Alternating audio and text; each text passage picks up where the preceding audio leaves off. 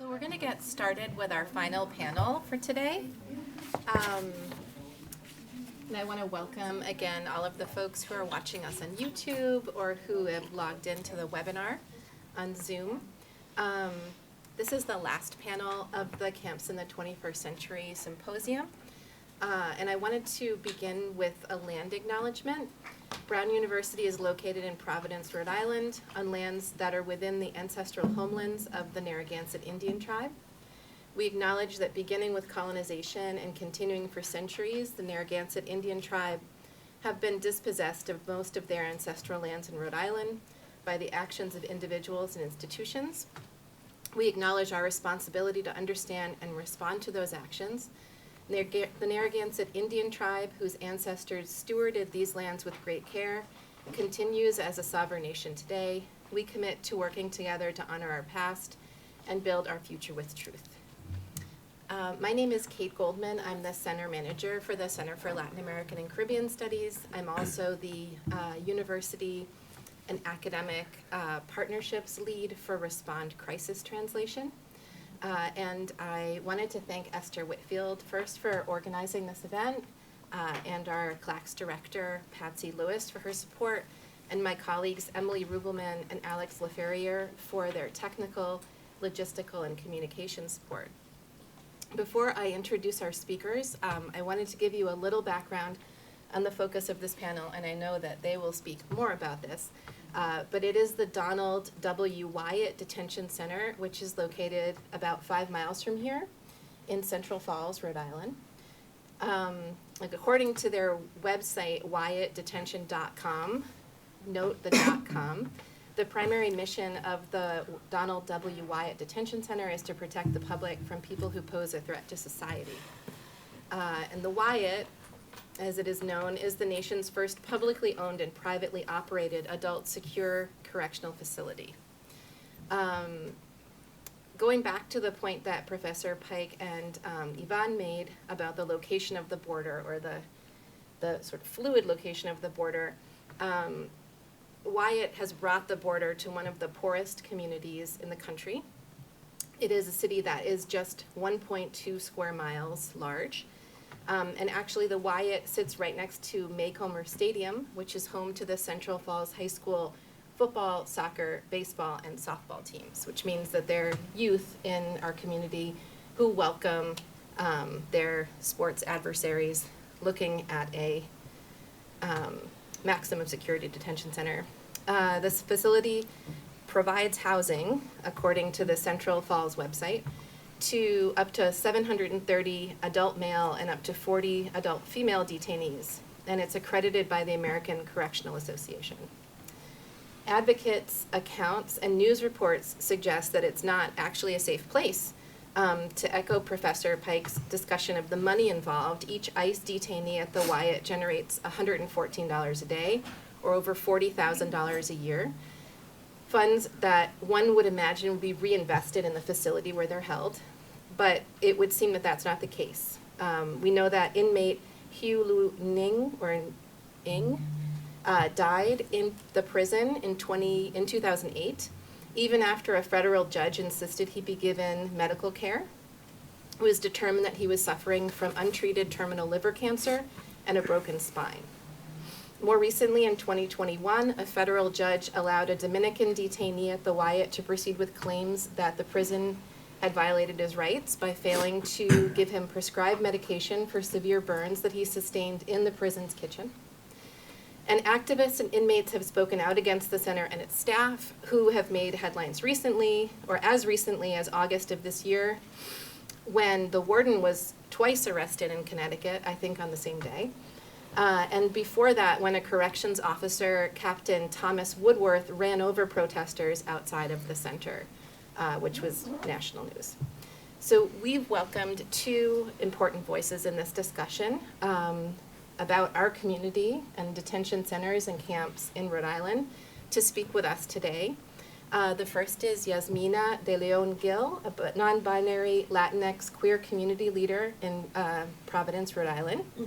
They started working with Amor in March 2020 as a case manager, And since working with Amor, they've also begun organizing direct action in Providence within the network. They have seen the stress and struggles movement work can create and have witnessed the marginalization of communities significantly affected by police, state violence, and racism, made even more visible by the lack of resources to meet basic needs. As a case manager and organizer, their goals are to create accessible resources while building a stronger relationship with this community and shutting down the Wyatt. And Jonathan Acosta is a father, educator, Eagle Scout, youth wrestling coach, and doctoral student in sociology at Brown University. He earned bachelor's degrees in political science, political theory, and ethnic studies, and master's degrees in urban education policy and sociology from Brown. He's a former member of the Juvenile Hearing Board and a former city council person representing Ward 1 in Central Falls. And he's currently Rhode Island District 16 State Senator representing Central Falls and Pawtucket, and serves on the Senate Committee on Finance and the Senate Committee on Rules, Government, Ethics, and Oversight. So I'd like you to help me welcome these two advocates to Brown. And we can start with Jasmina. Okay. So hi, my name is Jasmina. I work at the Alliance to Mobilize Our Resistance as a case manager and the Deportation Defense Organizer. I'm going to talk about immigration detention in Rhode Island and our campaign to shut down the Wyatt Detention facility. The Wyatt is a semi-private federal prison located only about 5 miles from here in a majority black and brown city in Central Falls. The Wyatt was founded in 1993 and expanded in 2005 with an addition of ICE contract and $105 million in bonds. The facility is owned by corporate shareholders, but run by nonprofit board of directors, making it a hybrid model. These corporate shareholders are all global investment companies with no connection at all to Rhode Island. In 2005, ICE contract was terminated. ICE contract was terminated in 2008 after the murder of Aung San Suu Kyi due to gross medical neglect and a subsequent bad publicity and backlash. There was a New York Times article about the incident at the facility, and the Wyatt caved to the bad press. There are very clearly no moral shifts since this incident. However, due to political and financial pressure in 2019, the Wyatt signed another ICE contract, which allocated dozens of beds and people detained at the border and people from nearby communities. After members of the community, including ICE officials and those organizing with Amor, spoke out and demonstrated against the facility and its new ICE contract, Central Falls made moves to cancel the contract with the Wyatt altogether. The Wyatt seemed as if it would finally close its doors. In response, its primary shareholders, including Atlanta-based company Invesco, filed a $130 million lawsuit against the Wyatt in order to force it to remain open. This lawsuit remains open today, 3.5 years later. As of their last meeting in September of this year, there are 638 people detained at a 770-bed facility. 62 of those people are detained by ICE, which pays for a Wyatt $114 per day per person held there. 5 held by the FBI, and everyone else is held by the U.S. Marshal Service. The Wyatt loses money annually and regularly lies about and inflates its tax benefits to the city of Central Falls. The majority of the people who work there are from Central Falls, and according to Planned Parenthood survey, 99% of Central Falls residents do not want the facility there at all. Some of the conditions and practices inside the Wyatt include forced rapid withdrawal for opioid users, which is a form of torture. Torture is nothing new for the Wyatt since the death of Aung San Suu Kyi. So like back in May is when we found out that they didn't have any sort of detox program for them. Medical neglect, which in the past resulted in death. Poor COVID protocol, which led to people on the inside going on hunger strikes in 2020. Amor has been working hard to shut down the Wyatt using various tactics since 2019, when they announced a new ICE contract. Some of these tactics include nonviolent direct action, community mutual aid drives in Central Falls, posting bonds, and applying pressure to investors. Amor has coordinated numerous rallies and vigils at and around the Wyatt. When we make noise outside the prison, we often see people on the inside banging on the windows to participate in demonstration. There have also been multiple direct actions that have blocked vehicle access in the Wyatt in order to interrupt the functioning of the facility. Additionally, this past May, activists traveled to Atlanta to confront executives at the annual shareholder meeting of the Wyatt principal bondholder, Invesco US. If you would like to learn more about any of these actions, the rest of the work we're doing, you can follow Amor on social media. It's at Amor Network on all platforms. This work takes a lot of time and money to sustain. One of our most tangible ways that you can immediately get involved is to donate to the Amor Legal Fund and become a monthly sustainer so we can continue to post bonds and free those at the Wyatt.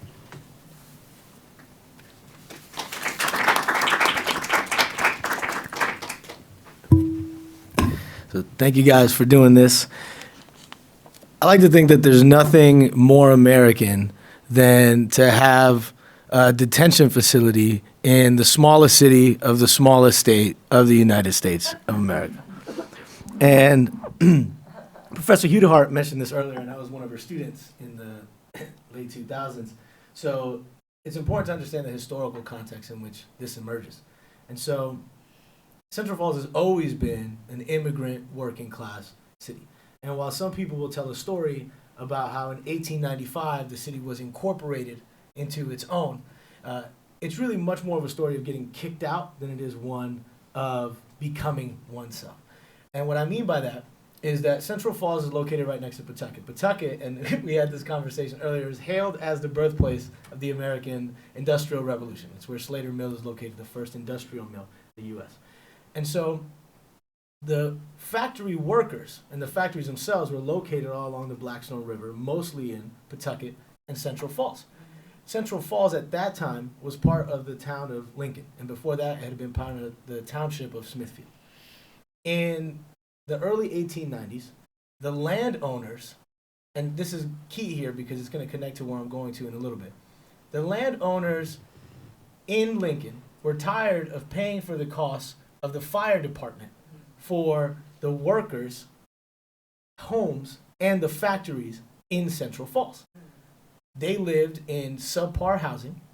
They lived in relatively inhumane conditions. At the time, workers were mostly Irish, English, French Canadian, Polish, to a lesser degree, later on in the 1930s, Syrian. And so they decided to hold a referendum, a vote, on whether or not Central Falls would become independent. Now, key to this is that at the time of the vote, property ownership was still a condition for suffrage. And so landowners voted in a 51-49 split to kick Central Falls out and make them their own municipality, therefore being responsible for their own municipal services, including the fire department. Now we flash forward about 100 years to deindustrialization. So from 1958 to 1992, Central Falls lost 43% of its manufacturing jobs. And around the same period, from 1977 to 1992, it lost 33% of total jobs in the city. And we tell this story as companies going internationally, but they were also going south because labor was not as strong in the south. And so the tax base of the city almost completely erodes. And the obligation for paying for city services really gets shifted to small property owners, homeowners. Multifamily, single-family homeowners. And so in the 1980s, the city finds itself in financial ruin. Collapse, really. Not too unlike many Rust Belt cities across the United States. So the mayor comes up with this idea. It says, we're going to either bring in a waste transfer station, a trash dump, or a detention facility. Because that will solve our economic problems. They lobbied to the state to have this enabling legislation in 1991. that would allow any municipality to create these quasi-public-private municipal corporations. Important for our advocacy at the state level is that there was a sunset clause to the bill. It expired in December of 1991. So as soon as Central Falls approved it, no other municipality would ever have to face the creation of something similar in their city, which really leaves us on our own when it comes to fighting getting rid of this. It's not a it could be in your town too kind of situation. The center ends up opening a few years later, and what we were promised at the time was anywhere from $250,000 to $500,000 per year in payouts to the city. Now, importantly, because it was a quasi-public-private detention facility, the land is owned by the city, but it becomes tax exempt because it's owned by the city in perpetuity when it's under operation by the municipal corporation. And so they don't pay any taxes. And the way that the deal was structured was that bondholders had to get paid first before the corporation delivered its pilot, its payment in lieu of taxes. You fast forward to the death in 2008. And so because they faced financial collapse, from 2009 to 2015, the city received $0 from the detention facility. From 2015 to the present day, it's received approximately $566,000. Now, regardless of how you feel about the human rights abuses, the reality is that the economic impetus for the creation of the detention center, the municipal corporation, never been satisfied. But the bondholders are owed now over $110 million with interest. And so when we first started organizing, as the ICE contracts started again, I was sued personally because at the time I was a member of the city council. And the way that the legislation was written, the city has a fiduciary responsibility for the survival of the corporation. And so we were part of this $100 million lawsuit. In effect, we were muzzled, and so we couldn't speak out against the detention facility until I left that office and moved on to a higher office, which ironically enough gave me a bigger platform, but I no longer have the muzzle. And so we sit here now trying to figure out how to undo the Wyatt Detention Center. And as a bit of a pessimist, what I would say is that the U.S. values contract law above all. And so we tried to devise a 4-bill strategy for trying to get at what the Wyatt Detention Facility does. One of those bills was simply a non-cooperation with ICE bill that would make it so that no state agency could employ or take a contract from ICE for the purposes of holding people. That's not currently happening, but we were trying to get ahead of the game. There was another bill that said that no state dollars would be invested in any fund that is in the private prison game. We're waiting to hear on our treasurer whether they're going to support that. There was another bill that really copies the California bill from about 4 or 5 years ago. That bill made it so that you couldn't send a California state inmate to any other state or take an inmate from any other state in yours. It also provided a sunset clause for the operations of all private prisons within the state of California. And it was designed to respect this contract problem that I just mentioned we're trying to get around. So essentially what they said was you have until, I think that bill was 2029, you have until 2029 to finish paying out any bondholders in this private prison game, and then y'all gotta go. You have to shut down. And you can't, importantly, sign any new contracts from the day this bill is signed to the day that the 2029 date comes. The last bill, I'm trying to remember, what was it? It was non-cooperation with ICE. There was the banking. There was this. There was one other one, but I think we actually collapsed into another. So my apologies, I can't remember the last one. But as was alluded to earlier, because of this quasi-nature, there's very little oversight of this facility.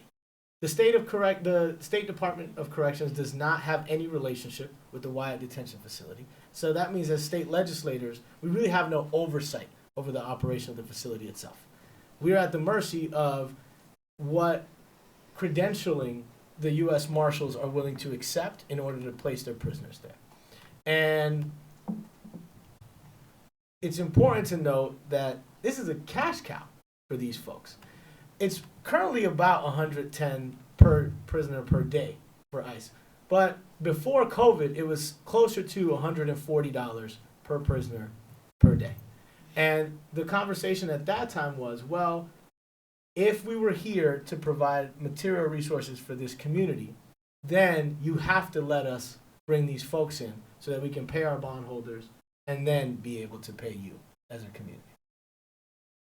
In the lawsuit, we've been in mediation with a judge. Our city solicitor has been negotiating that. Our understanding so far is that the bondholders are willing to accept the payment to leave the city, but it's much steeper than what the city can afford. So circling back to this issue around services and a tax base, the entire budget of the city of Central Falls is about $18 million. The cost just to run the schools is over $45 million. And so, related fact is that Central Falls is under the longest state takeover of a school district in the history of the United States. By the time that the city was bringing the jail in, they already recognized they couldn't afford to pay the schools. They simply just didn't have the local property tax or business tax base anymore. And so at that time, the state stepped in.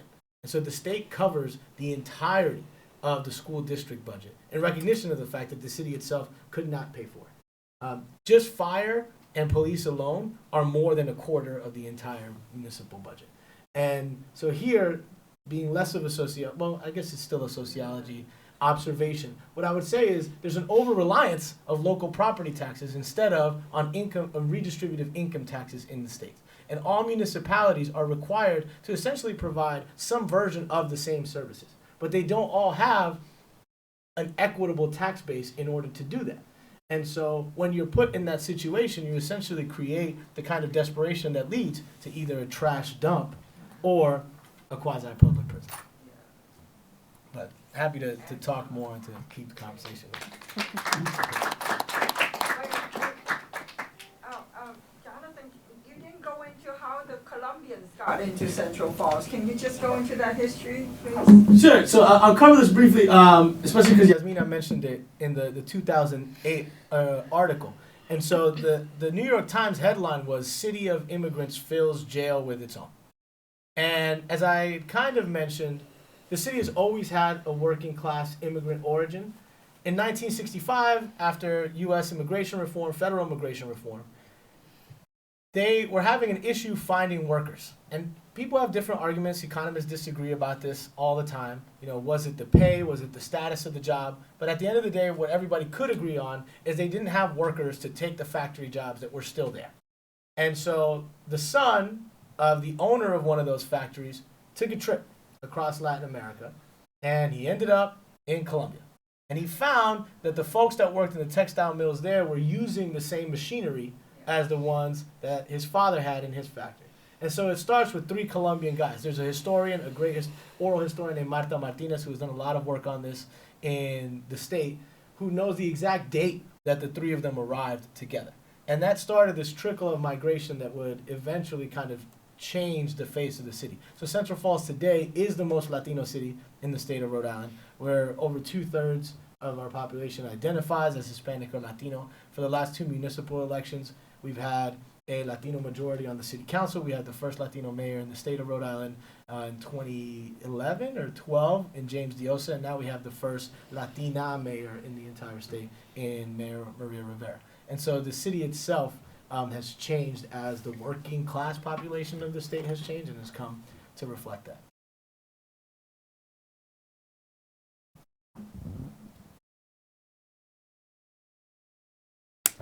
I was hoping that you could speak a little bit more, Jasmina, about what Amor does and what the bond part of your work does, just for folks who may not understand like exactly what is involved with that, with the Free Them All slogan Totally. that you use or we use. Yeah, so we have the Shutdown Wyatt campaign where like a few of us meet every other we're starting to meet more regularly, but yeah, every other week, and trying to always like recruit more people to join us, because obviously it's a really big campaign that like a lot of us have been like just experiencing some pretty big burnout, especially after the disrupting the Invesco shareholder meeting. But yeah, basically we have this legal fund. At the moment, it's definitely not doing the best that it has in the past, but we work with Bijan, just collaborating, getting information from people who have different bond hearings within the Wyatt, and we go to there's a nice office still in in Warwick, although it technically, like, when you look it up, it says that it's not there anymore, but it definitely is still there, and I don't know why they're doing that. But yeah, just like to go to the office to post the bonds. Yes. No, it's okay. You can, yeah. All right. And I have to leave very soon, so if I leave, it's because I have a plane to catch. It's not because of a lack of interest in the panel. So that's why I want to get my question in. I just was curious if you guys both speak, because it seems like, Jasmina, that you are very much sort of involved with this activist network, and you're very involved in city politics and state politics in more formal sense. And I was curious if there are moments when you work together, or sort of how you've chosen to do your activism, because they both are important. And I just was curious how you see this relationship between activism and representative politics. Well, we haven't worked together really as of yet, but there are just like the Shutdown Wyatt campaign is just like trying to find like different targets, like different tactics usually in general, and like one of them that we've been like trying to like focus on or want to focus on more is just like the fact that like Central Falls as the city just like doesn't want it there. So yeah, hopefully in the future work together more.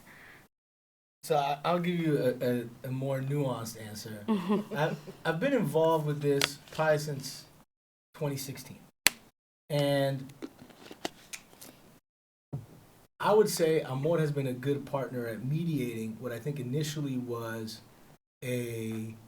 probably leaning towards too much of a white savior activist space.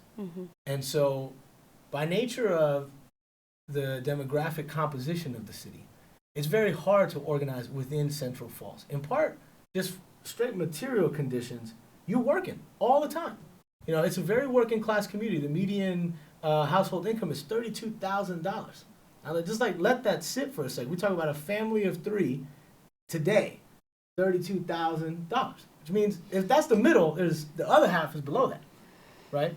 And so, I think the facility itself is intentionally placed to be out of actual sight. Now, with the exception of the field that's right next to it, it was formerly next to the train, where the trains pass, and where there were other factories. And so you could live most of your life without having to see it. And so in that way, it's not at the top of a lot of people's mind. And one of the first groups that started getting involved was Never Again Action, who are great. None of them live in Central Falls. And so there was this huge disconnect. And even, you know, when local elected officials started getting involved, we held a march. And we had communicated with law enforcement. So a secret that is probably safe to tell here is regardless of how you feel about police, you know, they serve multiple purposes besides just straight up, you know, coming to your help when somebody's trying to break into your house. The city has a population of over 22,000 people, and we have 40 police officers for the entire community. So it's very hard to police that space. And so when Never Again would show up and put on a demonstration, they were draining some of our resources. So like if you had a real emergency with something else, the cops were like pissed. And they're like, who are these outsiders, people who aren't from here, who are, you know, bringing trouble to our community? And so that was their perspective. And so whenever we would try to organize something as city leaders, we were way more aware of that than people who were coming from the outside. And so what happened after the car assault, where the corrections officer ran somebody over and the attorney general refused to press charges, was we started coordinating a little bit more together. And so at that point, I was also transitioning from the city council to the state legislature so I could take the muzzle back off. And so we started having meetings between Never Again, Amor, and the two now state legislators. We had a state rep who was also interested, who had previously been kind of involved in local government, and myself, and started thinking a little bit more through strategy, but then also through simple things like communication. So if we're going to go, we still got to deal with the cops when y'all leave. Like, we live here. We interact with these police. And so, there's a certain level of, hey, we just want to give you a heads up, we're going to be here. It might not go the way you want it to go, but at least that way, maybe that day you bring some people in from overtime. So that if there's a car accident or if there's, some other incident that police have to respond to, you have the human capacity to deal with those. So I think those things have gotten better. I give credit to, again, Amor for bridging that, and Never Again for being cognizant of that and saying like, hey, we kind of dropped the ball on this, but we want it to be more of a local effort as well. Yeah. That's great. Thank you so much.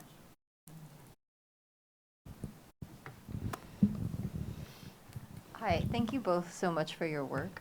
I was wondering, so you were talking about these sunset clauses that were built into that 1991 law. So the Central Falls Detention Center, once that was built, it wasn't an issue for other communities in Rhode Island, right? Mm-hmm. So I was wondering though, so I understand the limitations of like making alliances with other towns in the state, but I was wondering if either Amor or the city work with other communities, maybe nationwide, that are dealing with exactly the same thing that you're talking about. So like the deindustrialization, the false promise of a dump or a detention center, like solving all the fiscal problems with the city, and then like it not delivering on any of those promises, all the things that you laid out so clearly. Because there's so many communities like in kind of abandoned places, either rural places or urban places, that kind of are dealing with that same thing. So I was just wondering if you guys are networked and like share strategies, or like y'all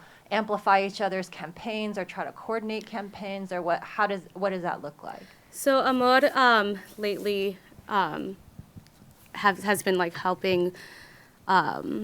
We're going to these pre-convening meetings for the National Bail Fund Network. And yeah, I often try to plug into those as much as possible, going to different workshops or just literally just spaces where we can speak with each other. And yeah, that's obviously like, I think one of the things that like definitely helps us going, because yeah, hearing their wins and their losses and how similar they are, just like it could be so defeating sometimes.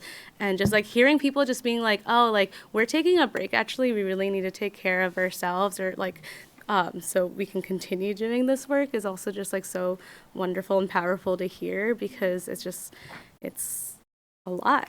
It's definitely a lot. But yeah, with the National Bail Fund Network and Bijan, just like we have like, I mean, with Bijan itself, like they're like only in Boston. I mean, they're obviously really close, but just like we have these like weekly meetings, or like also like Amor is trying to support even to like shut down Plymouth, which still has an ICE contract.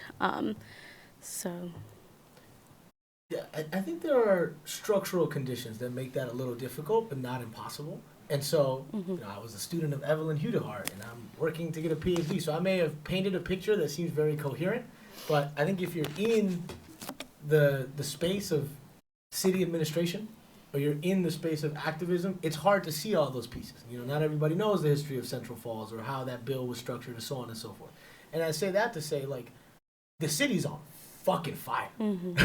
I think we're doing well, and I'm making the case that immigrants have saved Central Falls. But at the end of the day, if you were a mayor, right, like all the things that we were in the news for before 2012 were bad, right? The state took over our schools, the mayor went to jail, the city went into bankruptcy, and so when you come in and you're thinking about like, what are my priorities? Yeah. The jail that's kind of in the corner of the city, and that importantly from 2008 on really didn't house anybody from Rhode Island. And this gets to the disconnect between local activism and what state priorities are, right? Because the people are coming from all over New England, from the Marshalls, and then the I-Pacific folks are coming from the southern border. So it's very rare that you have someone that has a direct link to someone in the facility. And so if you're just trying to go on about your daily life, you could do that without it really affecting you that it's there. And so I don't know that it was at the top of a lot of previous administration's priorities. The mayor now was part of the organizing that we did. She was part of the march that we brought together. She's part of the lawsuit. And so I think what previous administrations has done is said, look, at least pay us something. Like if you're going to be here and you're not going to pay taxes, and particularly because it was the era leading up to and right after bankruptcy, like what the city was looking for is how do we provide the people who live here now the most basic of services. I think that was the goal or the strategy, but I think that could change now as things are starting to turn around for the city. I have a follow-up question. So you said that most of the folks, or if not everyone at the Wyatt, is not from Rhode Island. Is that still true? Because one of the arguments that has been made to me as an advocate is that we need these facilities here so that people are not separated from their families, right? So like, if someone in your family has to be in detention, wouldn't you want that? Wouldn't you rather that they be close by? And in Rhode Island, that means like within 15 minutes, right? No. But but what you're saying is that that's actually not even on the table at this point for the Wyatt. Last I heard, it's like pretty much even since, I don't know, maybe since the beginning of the pandemic is when I started working with Emoji. So it's like when around that time is when I heard that like people were coming directly from the border to the Wyatt. And then recently, I feel like maybe it was October or something, some people from Pear went into the Wyatt, and there's like 60 people detained by ICE in one unit, and they're like from all over the place, and a lot of them are from like Maine, getting picked up from like literally the streets, raids, some with criminal history, some without criminal history, but none from Rhode Island. Yeah, and getting to this story of the post-industrial city that I was telling earlier, one of the original promises was also that the staff would be from the city. And, you know, our last reporting had less than 5% of the staff. And as Kate had mentioned at the opening, you know, the warden lives in Connecticut. The corrections officer who wasn't charged for vehicular assault was from Connecticut. And so the overwhelming majority of the staff doesn't even work in the city. So there's no resources, you know, that are kind of even, what could you say, like residual resources going into the city. I have a question for you, actually. So, like back in the 90s, there was a old mill found like bunch of like hazardous, like barrels of like hazardous waste that was like taken out, and then, you know, like more recently, there's like the Macomber Stadium that has been dug up because of the contaminated soil. Obviously, like, yeah, there's a elementary school across the street from the Wyatt. They go down there to like, they had to stop going down there to use the fields. And just out of curiosity, if you knew about the contamination of the soil and like how it affects the Wyatt, because it is like literally just like the most narrowest street between the Macomber Stadium and the Wyatt. And like, I understand that like the AstroTurf is supposed to be enough of a barrier between the soil and people playing on the fields, but, and like obviously there's like, you know, the foundation and like the like cement that's like a barrier between like the ground and the Wyatt, but just like, yeah, if you knew anything about that. So the field before was grass, and that was found to be contaminated. So the Department of Environmental Management, DEM, shut it down for 2 years. In some ways, it was a gift and a curse. Yeah. Because the Narragansett Bay Commission, who is also, interestingly enough, a quasi-public-private corporation that manages our poop, is responsible for using some of the revenue that they make to do remediation around the state. so to improve the environmental conditions of the sewer. And so the state or the city rather, was able to get the state DEM and this quasi-public-private corporation and some outside grants to come together and remediate the fields. Now, the Wyatt itself doesn't really have any green space, so it's probably less of a concern that there's a direct transfer of contaminants to the folks that are being housed there. It was certainly a problem for the athletes who were, playing on the fields. So as of now, our understanding is the fields are back open. They're brand new. They look great. And so we do have athletics going on there again. We were also able to convince the state to construct a new high school. Ours had been built in the 1930s. And so we got $144 million in order to build a new school. But we're having kind of similar issues. So the school proposed site is where Higginson Avenue Park Complex is, and there are also these old manufacturing, sites right there. So we'll have to look at that again, and that might drive the cost up. Question for you guys, going back to the type of advocacy that you guys have been doing, which is impressive and really amazing. Thank you both. Have you guys, thinking about multiple methodologies and deploying that, have you thought of, or have you been engaged with the federal congressional delegation about applying pressure for the feds to close the facility? Has that happened? Because I heard lawsuit, I hear a lot of community organizing. I'm wondering if on a parallel track there may be other type of advocacy going on as well.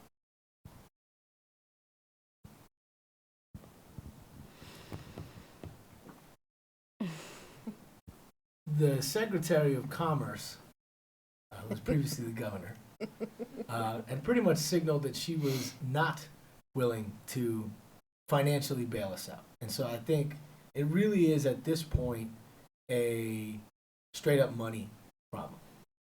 So we've built what I would argue is enough local and social pressure that they don't really want to be here, but they want a big check in order to leave. And we're talking about, it's not just investment, it's like UMB Bank is who's named in the lawsuit. This is a lot of money that they're throwing around. And so I think if we could come up with anywhere between $50 and $110 million, they would leave. But for a community with a budget of $18 million, per fiscal year, it's not really doable for us. It's also, like I said, it's kind of a hard sell for a place that has a very onerous property tax on its current residents, right? And so to your point about advocacy, like some of this is, and maybe this is like too real world, right? Like we can, I think, appeal to people's like principles and their moral feelings about some of this stuff, but people also hate paying taxes. And so trying to get the community to choose between, do we try to go out to bond? We're just recovering out of bankruptcy a couple years ago. The bonds we just took out were to build schools. So this gets to my point about like it's a dumpster fire. What do you address first? I think the average resident of CF is really interested in their quality of life right now, justifiably so, given that they've been kind of discarded by the state for so long. And tangentially related to this, we talked about other communities being involved or caring. I think the school case is really telling. So right before the state takeover of the public schools, we explored other options. And some of those other options were, Pawtucket is right next door. It's a community that on many demographic indicators is identical to Central Falls. One of the proposals at the time was the state would cover the per pupil expenditure for each kid if they just took the CF kids. Pawtucket said no. Cumberland, also right next door, much more affluent, much whiter, also said no. Lincoln, our former big sister, also said no. And so I do think there's an element of classism and kind of ethno-racism that's at play that nobody really wants to tag, but it would also need to be the state to bail us out. And the state narrative is very much, well, we already pay for the Central Falls Public Schools District. We already pay for the buses that go through CF, because we do have a pilot program that makes the public transportation free in the city. And so why are we going to give them this when they kind of made their own bet? What I would argue, though, is we've created so much of the surplus value that everyone around us has been able to benefit from. And so by being the working class residential hub for the city, for the state, since before it was even its own city, like, we've been paying our taxes. Our taxes are leaving in these subpar conditions compared to everybody else. And so, like, that's what redistribution is. Like, that's why you pay taxes. But not everybody finds that as compelling. I haven't spoken to our congressional delegation about Central Falls or the Wyatt in particular, but I do want to say that I have spoken to them about the border, and there seems to be this belief that New England, and I guess this is sort of what DeSantis played into when he sent people to Martha's Vineyard.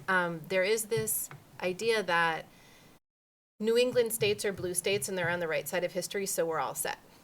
And so, I mean, that was never stated directly to me by an elected official, but I feel like there's this sort of like, well, at least we're not Florida or Texas. And so my sort of response is that, you know, there doesn't seem to be a huge appetite to get involved in a situation as like radioactive as the Wyatt, or Central Falls even. And I think it's unfortunate. You know, like, I think that we have some really excellent leadership that could go further, but doesn't necessarily feel like they're being pushed to, or that there would be any benefit for them to do so. And obviously with Secretary Raimondo, you know, coming off of her stint as the governor of Rhode Island, you know, it's sort of, I don't know, the field is not level as far as this is concerned, like in DC, I guess I would say. I will give Cicilline credit. Mm-hmm. So I was at a dinner with him we have 2 Central Falls Housing Authority public high-rises. So this is like, you know, built back when we used to build public housing. And so we had a dinner there, and there was a guy, senior gentleman, who very clearly spends a lot of time watching Fox News. And I don't know why he chose Cicilline as his target. And this is why I give Cicilline credit, because there was no media there. There was no cameras or nothing like that. And the guy was like, what are you doing about these illegal aliens in the border and all this crap? And Cicilline hit him with you know, part of the argument that Ivan was making, which is like, it's not illegal to seek asylum. And, you know, he went through and kind of tried to walk this guy, but just really didn't let him have the moment, and did that in a room full of a lot of white ethnic seniors, which I think, you know, the city, as I alluded to before, has been undergoing a demographic transition. And one of the stories that I tell about the reason why it's so important for there to be some representation in office, I don't think all skin folk are kinfolk, don't get me wrong. But when Trump got elected in 2016, our police department and our mayor put together a community meeting in the cafeteria of our public high school. And there was no media, there was no public announcement. It was really like a word of mouth thing, things that went out through other channels of communication. And at that time, it was designed so that the police chief could speak to the residents of the city and make the point that he was not a federal agent, that he was not to do immigration enforcement. And I think that went a long way in terms of trying to build the relationship between law enforcement and our community. But it also might have had the unintended consequence of really making people feel like they're separate from what's going on at a place like the Y. Because like, we're okay in our city with our cops. Our cops aren't going to mess with us. But I thought it was a very, it's not the kind of usual story you hear about urban policing. So there was some optimism there. And I should also say that our delegation is going to change in like 5 minutes. So, you know, elections have happened and we have new folks that, yeah. I don't see like $110 million being on the table Same. to bail out Central Falls, sadly. Although we do have a $600 million surplus. So. Are there other ways to drive up the costliness of keeping Wyatt open to the bondholders and to the private side of the public-private corporation, other than like just the financial cost? This is why I'm wondering if they're like just thinking about other strategies. Like, so a lot of the migrants are being sent from border regions like Texas or whatever. Is there a way to like kind of shine a light on that so that, I don't know, I'm just trying to think about how to drive up the cost to make it not, because what you're saying is if we could just pay them off financially, then they would leave, right? But is there a way to make it too costly otherwise to keep it open? Because it's like $150 million, right? If you could come up with it. Yeah. I'll be honest, I think they'll leave for, I don't know, I'd call it 60 million. I think they're still owed like 105. So that's like so much money for a small town. Yeah. That's really not that much money for some of these bondholders. I mean, or like for the corporate side. So I'm wondering if there's other ways to kind of buy them off, or like to make the cost of it just like not worth their money, you know, or not worth the time and energy. It doesn't solve the problem of detention because they would just move people elsewhere. But I don't know, it like to throw a wrench into the kind of gears of it. You know what I mean? So early and often. Yeah. Yeah. No, I think that's it. It's giving them as many headaches as possible, but the ebbs and flow of that. So even, you know, speaking for myself and being honest, and Jasmina kind of alluded to this because this is when she was coming on, was once COVID-19 broke out, my priority were the residents of CF. So I was way more active and involved with shut down the Wyatt stuff before COVID happened. And then COVID happened, and there were weeks where our transmission rate was higher than New York City. And, you know, one of the things that I feel like is a sub-theme in some of what we've been talking about, and part of why this kind of private space emerges, is that the state is not as powerful as we think, right? And I think the COVID pandemic really made me think about what state capacity really is. And seeing how much we struggled with something as basic as how do we get testing up in a city for 22,000 people? That's only a mile. It was really hard. How do we get vaccines out to them? Now we're kicking ass. We're like second or third in the state. We're above 90% for adults. That's rare for a predominantly working class, black and brown community. But we didn't have any infrastructure to do any of those things. And so much of our energy and focus went into how do we manage this? We have a really skewed population pyramid. And so our white people are mostly old and our Latino folks are really, really young, right? And so we had like crazy infection rates because like young people were kind of less protective and less guarded, and senior folks it was spreading like wildfire because we had so many seniors. And so we just didn't have the bandwidth to really engage too much in this kind of work. And I think a lot of the folks in the Wyatt suffered because of that. At one point, I think they had like more than 60% of the inmates and the staff had it. Like almost everybody in the Wyatt facility And they weren't requiring masks. They weren't requiring like any of these things. I mean, it really did almost like, it really felt like maybe it could have closed during the pandemic. And then back in like July, that's when like Invesco decided to like refinance or figure out how to refinance with them. And that's when like the prices changed per person. They were like hoping to like build a detox program for people with opioid use. And yeah, I don't know. Sorry, I lost my train of thought. But yeah, just like I feel like our tactic is just to try to apply as much pressure on Invesco as possible, because yeah, like you said, it isn't that much money for them. Just like, why are they here? Why did they choose this town out of all places? And I don't know. And I'm not trying to be too nerdy about it, but I have a professor here who's obsessed with Sewell and the whole logics of history and stuff.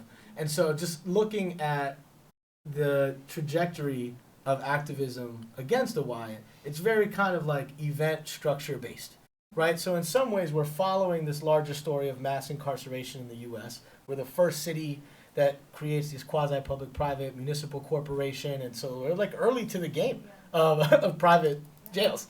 And, we're suffering financially. We never get the money that we were supposed to get. Then it becomes unpopular. And so, they're thinking about leaving. And the times that the pressure is applied is always when some bad shit happens, right? So, somebody dies or somebody escapes or all of a sudden you start getting these new ICE contracts. And that's part of a larger national conversation on immigration and the fear stoked by Trump. And so, we've almost been reliant on the need for events, but the problem with events is that, there's going to be another event that is going to distract your attention. So no one could have predicted COVID, so that happens, and so we're less concerned with this, and it's the kind of thing where it makes you fear. Do you need somebody else to die in order for this to close down? Do you need a few more escapes in order for people to really start paying attention again? They weren't allowed to house women because of so many kind of allegations of misconduct at the facility. They've been fighting to get women back. And you have to wonder, what is that going to mean? Do bad things need to happen to female inmates in order for us to get reinvigorated and to have people come back out and roll? And the fatigue is real, right? So I do think part of what we were doing legislatively was trying to take advantage of this broader national conversation around reform. And you had seen different big investors threaten to pull money out or not want to invest in corporations. So thinking about where money is was something that we were trying to piggyback off of. Looking at the California reform was something we were trying to piggyback off of. But some of those things wane as the lens shifts.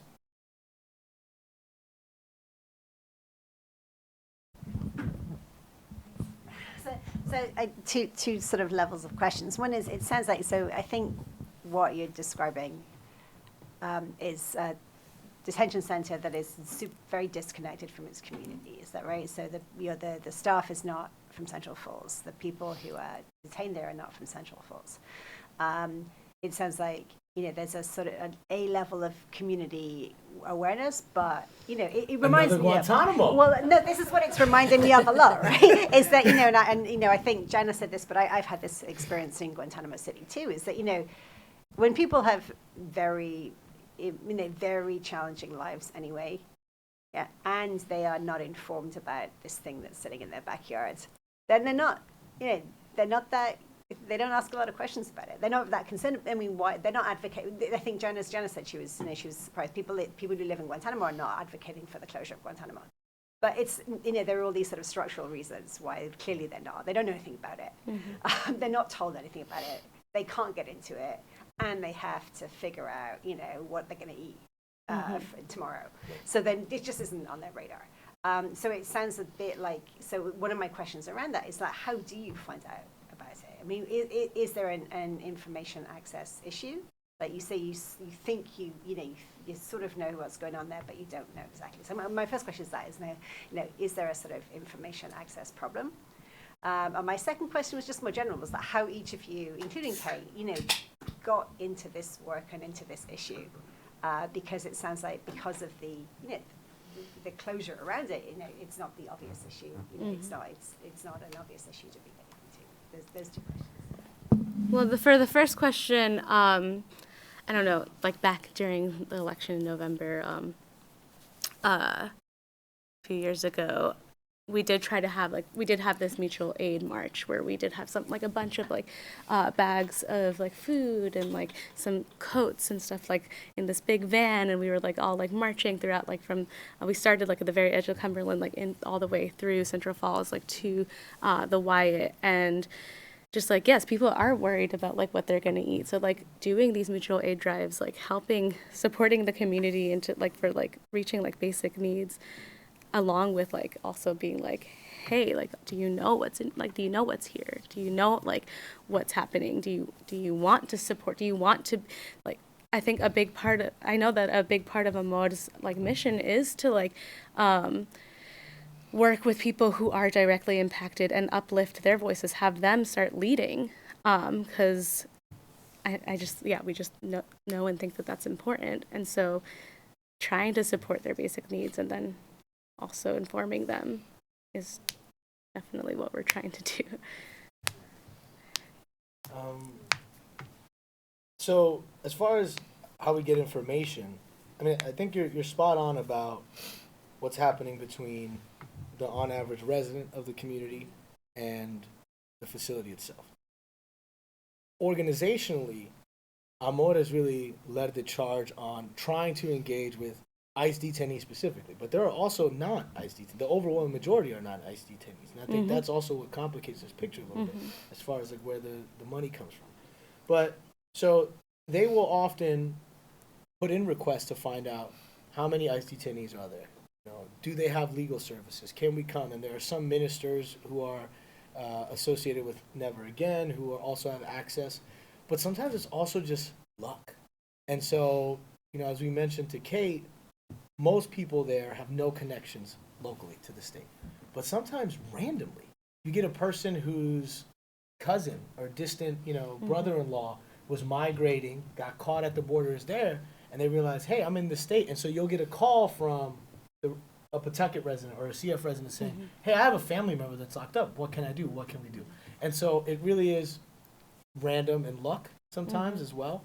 But it's less often the case that it makes the news or it's newsworthy unless it's the type of event like a break, like someone escaping or like somebody getting seriously injured. As far as how I got involved, I think I have a deep sense of survivor's guilt. And so my parents were both undocumented. My father my parents were both Colombian. My father crossed the Mexican border and used a straw to breathe underwater. And my mother came to the U.S. on forged documents because her parents, you know, got in this like weird, funky divorce. And so I lived on the kind of quote legal side of the system where I had a ton of family that didn't. And it was just based on the luck of when my parents met and where they had sex. So, you know, I was born in Jackson Heights, very Colombian enclave in the 80s. And I had all these rights that tons of people in my family just didn't have, just based on where I was born. And I was able to do all sorts of things that I had a lot of family that could do, just based on where my parents had sex, which is completely arbitrary to me. And I had this question for Yvonne earlier because one of the conversations that I think we started having in 2016 when Trump got elected that has kind of faded, but I still consider a very serious threat is, and also a potential avenue for building solidarity, is what happens if they try to take away birthright citizenship. You know, I was paying very close attention to what happened in the Dominican Republic. You know, before we could always say, well, Israel, South Africa, that's all on the other side of the world. Then all of a sudden you see what the Dominican Republic does to folks of Haitian descent, and you hear that Trump is having this conversation. What better way to build your white nationalist nation state than by disenfranchising a few million people who are becoming more and more a significant part of the electorate? And so it just made sense. Like we had to, and I don't question why people come here. I mean, this was kind of my question to you, right? Which is like, what does reconciliation look like? Yeah, I don't think we would be here if the U.S. hadn't been fucking with us.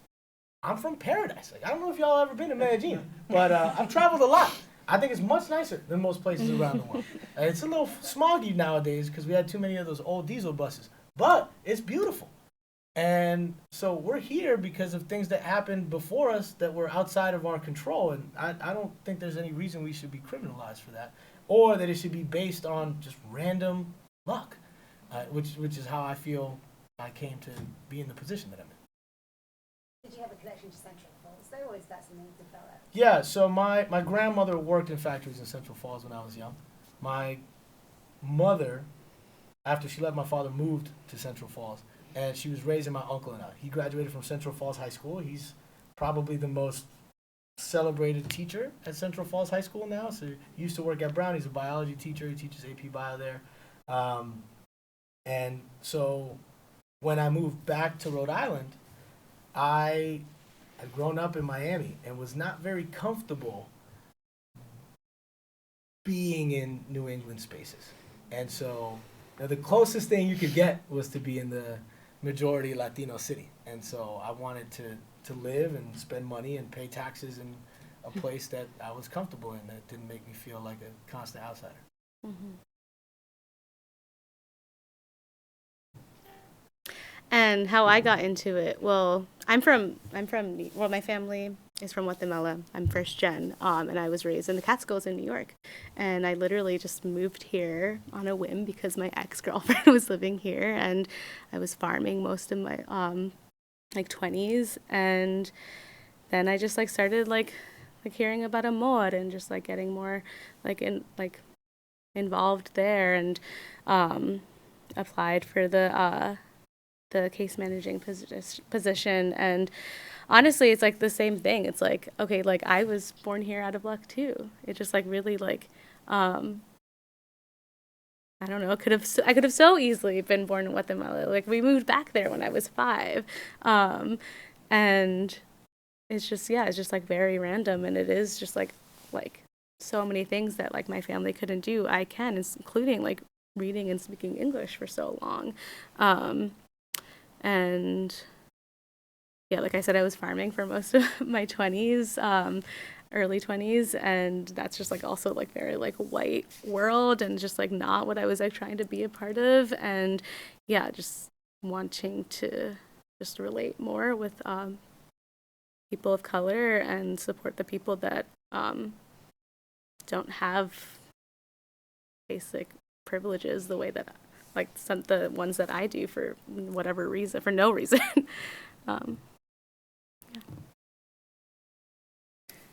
Very similar. I mean, I think my favorite quote from the day was, "I'm Korean and I believe in revenge."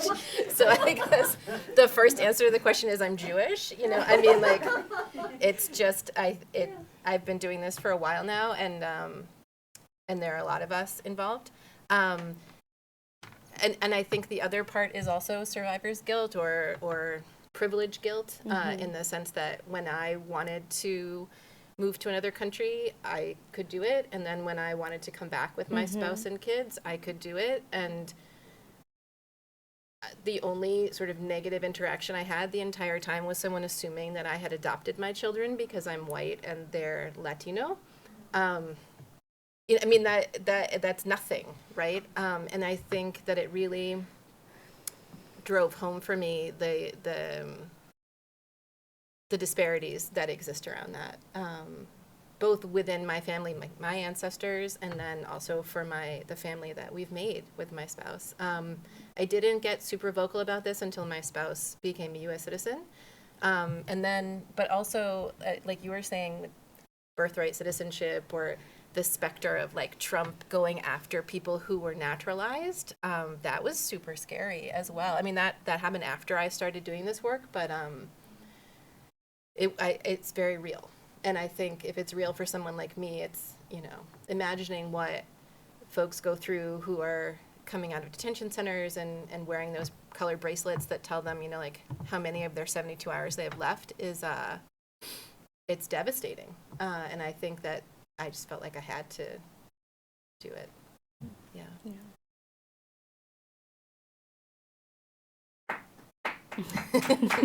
Thank you all for being here. I wanted to thank our last panelists. And if there aren't any other questions, I guess we can close. So, thank you. yeah. Thank you so much.